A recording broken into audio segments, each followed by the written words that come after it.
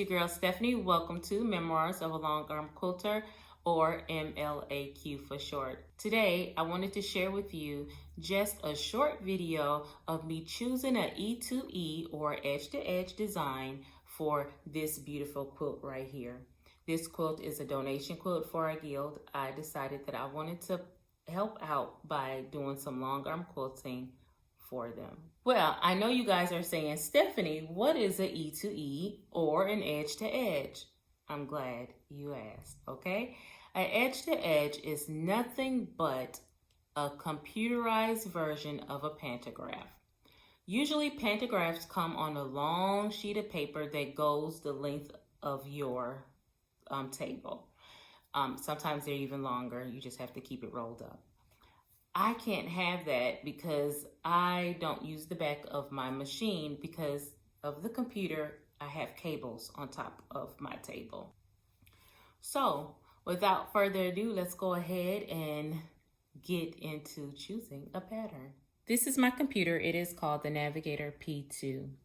On the screen, you will see a red rectangle, and that is indicating that that is the quilt that's on the frame.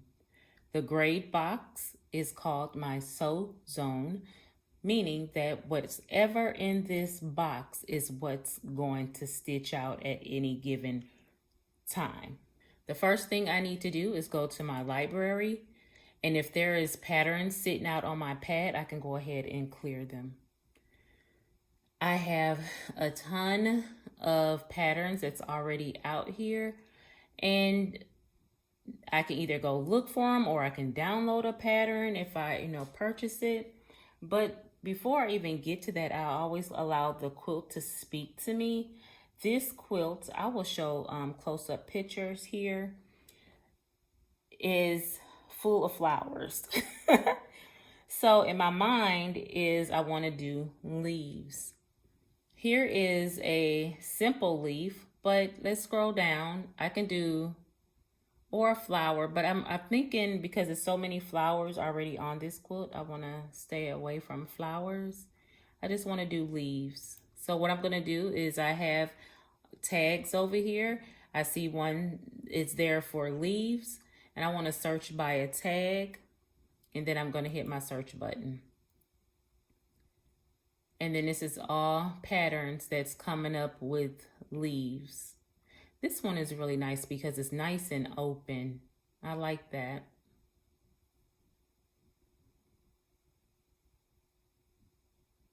Okay, I think that's the one I'm going to choose.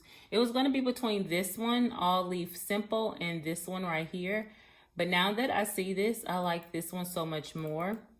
And you see it dropped over to my pattern pad. So I can close my library. And then my pad is open, as you can see right there. It's indicated with a red triangle. I'm just going to drag my pattern there. Now, I noticed that on the screen, it is telling me that my pattern width is 8.079 and my height is 7.524. I always keep a ruler next to me. Well, in this case, I have to go get it. And I want to see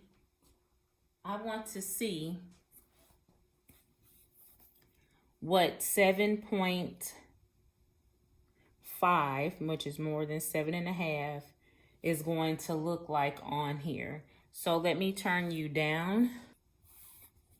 This is 7.5 on a ruler. I'm going to lay it out to like 7.5 so it can tell me what it's going to look like. No, that's not the right way. And I decided I want it to be a little bit bigger than that. So let's see what a 9 will look like.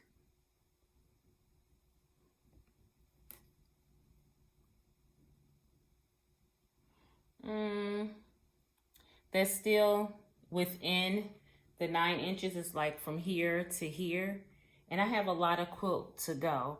And on donation quilts such as this, I do not like to do a lot of tight stitches. I like them to be nice and loose. So let's see what a 12 will look like.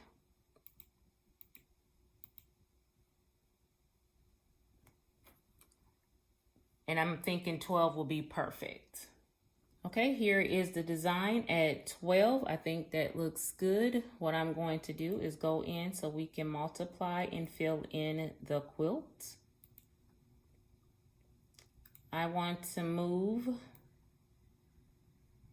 this over, and I need to go across the quilt so I can fill in, get an idea how many it's going to take, pattern repeats it's going to take to make this on this quilt. And 4, 5, 6. I think I'm gonna do 7 because I know I'm gonna have to do a lot of trimming because I have to nest these rows. Okay, I want that right there. And then these are old settings. It saves your last go around, and I'm only gonna do 2 because I want to make sure they nest correctly. Okay, as you can see, I do not want the pattern to print out like this, so I need to ungroup these 2 so I can just work with this second row. And then I want it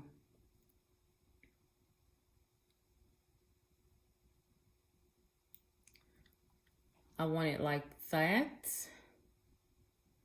That looks good to me. And then I'm going to accept.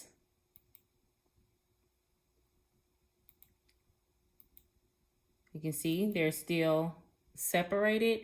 And what I'm going to do at this point, before I change anything else on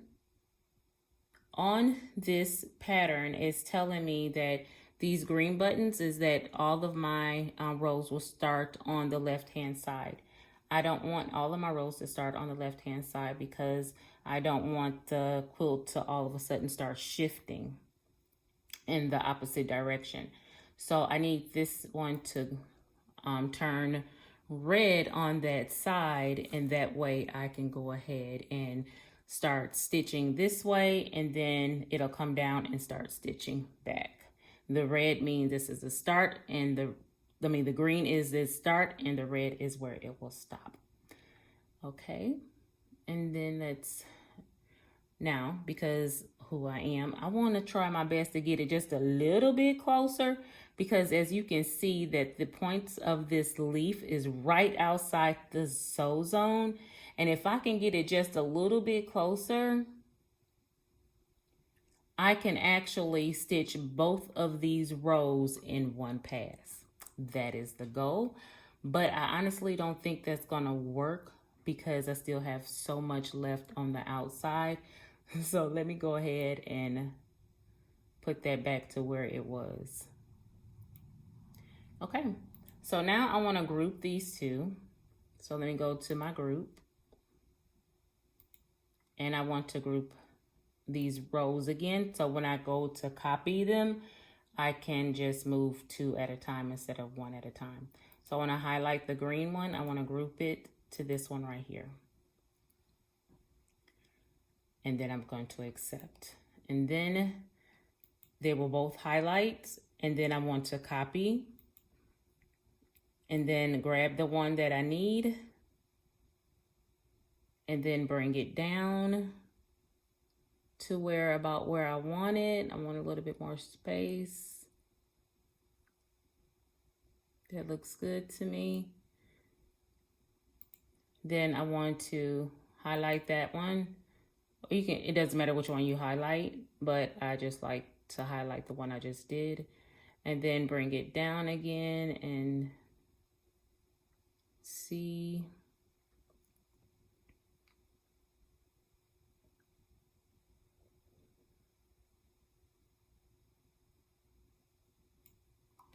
So you always have to be careful with where your points and everything lie, because you do not want to have these bumping up against each other.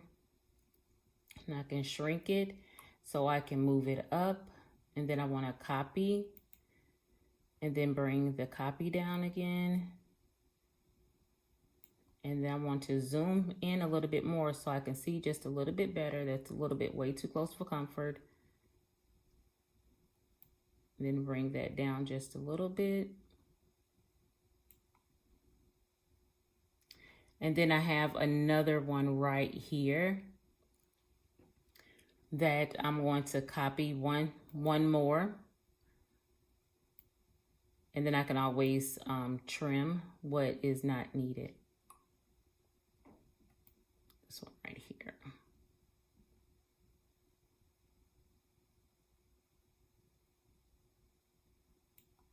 And I can zoom in some more to make sure that that is exactly what I want, and it is.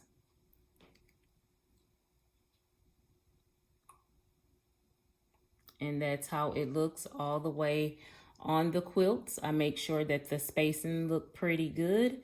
And from there on, I can go ahead and quilt it all out. Well, guys, that was it. Short and sweet. I hope you enjoyed the video. If you have any questions, go ahead and leave them down in the comment section below. The next video or two, I'm not sure which one it will be because I have so many things planned, will be me actually quilting out this quilt for you guys. And who knows, it might be even on a live. I'm not 100% sure at this moment. But again, if you have any questions, please feel free to ask. Remember, we do not need to be striving for perfection, guys, in whatever we do, because we'll never reach perfection. Let's just strive to be consistently good. Until the next video, guys, be blessed. Bye.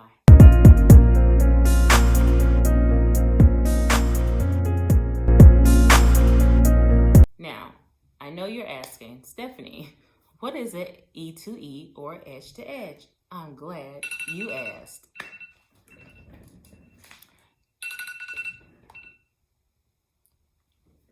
You know, it just never fails. I am keeping this in there.